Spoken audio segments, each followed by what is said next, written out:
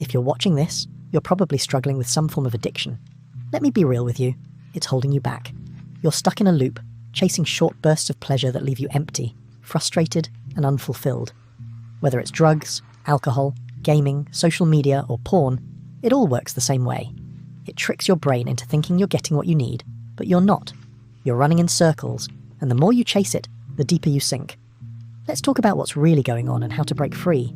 Addiction isn't just some big scary word, it's your brain's reward system seized.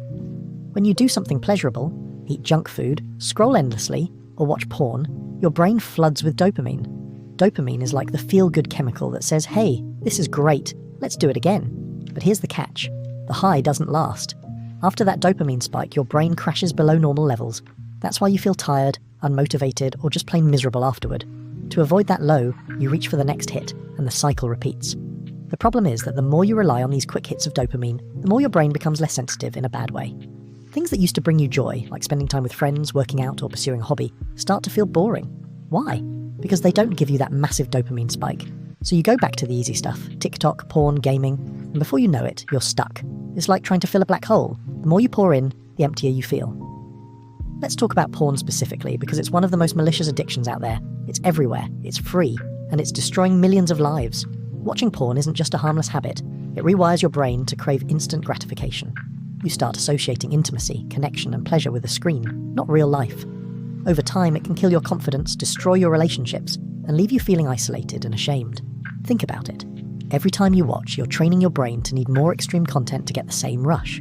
You're turning real human connection into something secondary, like it's not even worth it compared to what's on your screen. And don't even get me started on the guilt that comes after. That's your brain screaming, "What are you doing to me?" Yet you ignore it and do it again because it feels easier than facing the discomfort of stopping. So how do you stop? How do you get your life back? It's not easy, but it's possible. Here's the process, and it starts with brutal honesty. Stop pretending it's not a problem. You're not just relaxing or decompressing. You're addicted, and it's ruining you. Look at your life. How much time are you wasting on these habits? How often are you putting off the things you know you should do because you're chasing another dopamine hit? Be real with yourself. You can't change what you don't acknowledge. You can't just quit in a snap without replacing the addiction with something better. The key is to find healthier sources of dopamine, ones that don't fry your brain or leave you feeling like crap. Start working out, lift weights, go for a run, do yoga, whatever gets you moving. Exercise is one of the most powerful ways to reset your brain's reward system. Pick up a new hobby, something creative like painting, writing, or even learning a skill like coding or playing an instrument. These activities release dopamine slowly and steadily, helping you feel more fulfilled over time. The point is to find something that gives your life meaning. Because if your life feels empty, you'll always fall back into old habits. Addictions thrive when you have nothing better to focus on. So set a goal that scares you, in a good way. Maybe it's getting in the best shape of your life. Maybe it's building a business, writing a book, or learning a new language. Whatever it is, pour yourself into it. When you're obsessed with growth and self-improvement, you don't have time for distractions like porn or gaming. Here's the deal. The urges won't just disappear overnight. They'll creep up on you whispering, "Just one more time." Don't fight them head on. That's a losing battle. Instead, redirect your focus. When the urge hits, go do something productive. Drop and do 20 push-ups. Go for a walk. Call a friend. You're not just resisting. You're actively choosing something better. A lot of addiction stems from deeper issues: stress, loneliness, boredom, or unresolved trauma. If you don't address these root causes, you'll keep falling back into the same patterns. Start meditating, practice gratitude, journal your thoughts, talk to someone, a therapist, a mentor, or a trusted friend.